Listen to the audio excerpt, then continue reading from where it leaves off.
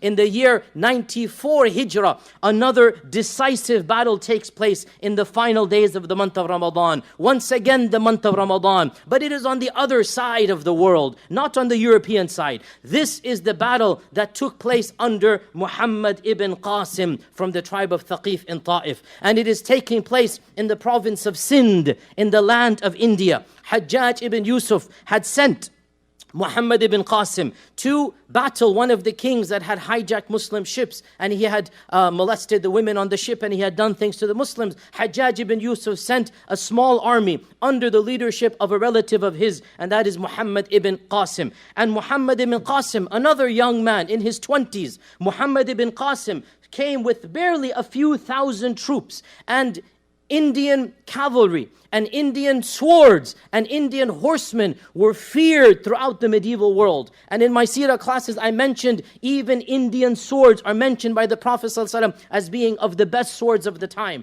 Indian warriors were feared at that time and place. Muhammad ibn Qasim came with barely a few thousand men, and he fought the king, the Raja, he was called Raja Dahir of a land, a province which is now in modern Sindh. And he faced Raja Dahir, and the Raja had, of course, typical Indian style. He had thousands of troops, hundreds of elephants. And the Muslims had not faced elephants in India, but through tactics, through power of Allah Azza wa Jal, through the qudra and blessings of Allah, Muhammad ibn Qasim fought a decisive battle in Ramadan of 94 Hijrah. And he destroyed the troops of Raja Dahir, King Dahir, and he killed King Dahir. And this opened up and paved the way for the establishment of a small principality of Muslims in what is currently Sindh, outside of Karachi, to the modern country of Pakistan. A small, if you like, sultanate began from the Muslims from the time of the Sahaba.